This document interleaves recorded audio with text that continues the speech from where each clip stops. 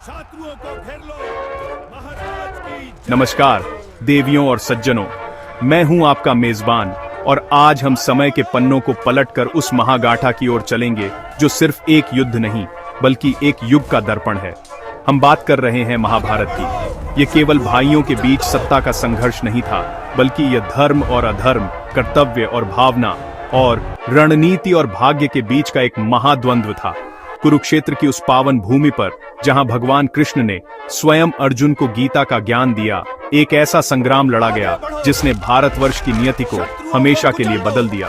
ये कहानी है उन 18 दिनों की जब रिश्ते नाते रणभूमि की धूल में मिल गए और हर सूर्योदय एक नई चुनौती और हर सूर्यास्त एक अपूरणीय क्षति लेकर आया।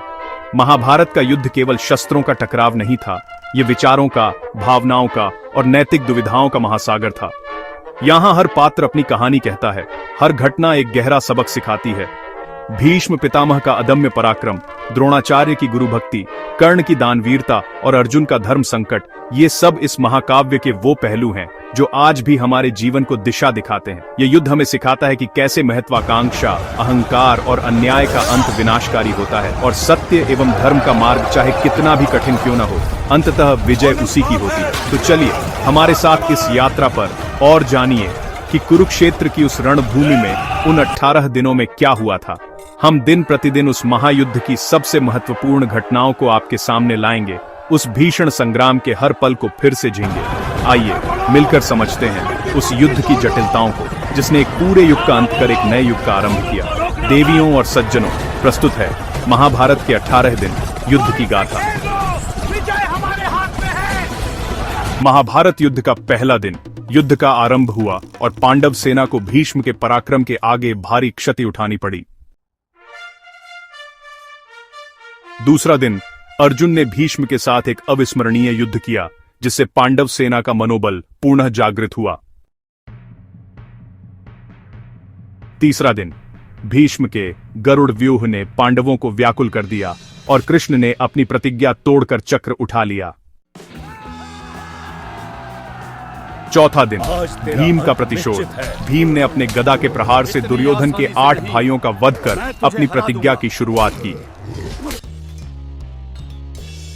पांचवां दिन, रक्तपात का आरंभ। दोनों सेनाओं के बीच भयंकर नरसंहार हुआ और भीम ने कौरव भाइयों का वध करना जारी रखा।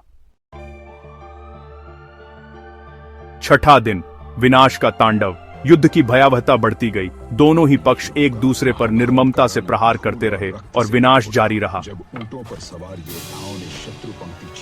सातवें दिन भी युद्ध का भीषण रक्तपात थमा नहीं। हर योद्धा अपनी पूरी शक्ति से लड़ता रहा। आठवां दिन, भीम का प्रतिशोध जारी रहा और अर्जुन के पुत्र इरावण ने इस दिन वीरतापूर्वक लड़ते हुए प्राण त्यागे।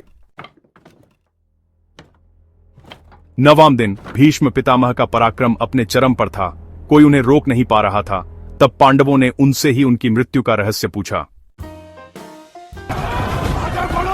10वां दिन, शिखंडी को ढाल बनाकर अर्जुन ने अपने बाणों से मुझे पितामह भीष्म को बाणों की शैया पर लेटा दिया। यह क्षण सच कहूं तो युद्ध के इतिहास में अमिट हो गया। 11वां दिन आया और द्रोणाचार्य कौरवों के सेनापति बने। उन्होंने युधिष्ठिर को बंदी बनाने की योजना बनाई, लेकिन अर्जुन ने अपनी वीरता से उस योजना को विफल कर दिया। 12वें दिन, संशप्तकों ने अर्जुन को युद्ध के मुख्य क्षेत्र से दूर ले जाकर एक अलग ही मोर्चे पर उलझा दिया। यह रणनीति सच कहूं तो युद्ध की दिशा बदलने वाली थी। 13वां दिन, हुआ दिन द्रोणाचार्य ने चक्रव्यूह की रचना की जिसमें वीर अभिमन्यु फंस गए और कई योद्धाओं ने मिलकर छल से उनका वध कर दिया। 14वां दिन, अर्जुन ने जयद्रथ के वध की प्रतिज्ञा ली और कृष्ण की माया से सूर्यास्त से पहले उसे पूरा किया। 15वां दिन, अश्वत्थामा नमक हाथी के मृत्यु का समाचार सुनकर द्रोणाचार्य ने शस्त्र त्यागे और धृष्टद्युम्न ने उनका वध कर दिया। 16वें दिन, कौरव सेना का नेतृत्व कर्ण ने संभाला। कर्ण ने युद्ध भूमि में अपनी वीरता का परिचय देते हुए नकुल और सहदेव को पराजित किया, लेकिन कुंती को दिए अपने वचन के कारण उन्होंने दोनों को जीवनदान दिया। सच कहूं तो कर्ण की यह उदारता और वचनबद्धता उसे बाकी योद्धाओं से अलग खड़ा करती है। 17वें दिन कर्ण और अर्जुन के बीच अंतिम महायुद्ध हुआ। इसी दौरान कर्ण के रथ का पहिया अचानक धरती में धंस गया। निहत्थे और असहाय कर्ण का अर्जुन ने वध कर दिया। यह क्षण महाभारत के सबसे निर्णायक और भावुक मोड़ों में से एक था। 18वें दिन युद्ध का अंतिम अध्याय लिखा गया।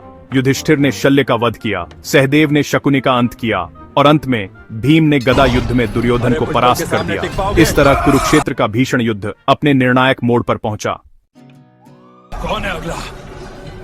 तो देवियों और सज्जनों, इस प्रकार 18 दिनों के भीषण संग्राम का अंत हुआ। पांडवों ने युद्ध तो जीत लिया, लेकिन क्या यह सचमुच एक विजय थी? रणभूमि शांत हो चुकी थी, पर हृदयों में अशांति का तूफान था। दुर्योधन अपनी अंतिम सांसें गिन रहा था और पांडव अपने प्रियजनों को खोने के शोक में डूबे थे। धर्म की स्थापना हो चुकी थी, लेकिन उसकी कीमत बहुत बड़ी थी। एक पूरी पीढ़ी का विनाश, अनगिनत विधवाओं का विलाप और अनाथों की चीत्कार। यह विजय अपने साथ एक गहरा खालीपन और एक कभी न भरने वाला घाव लेकर आई।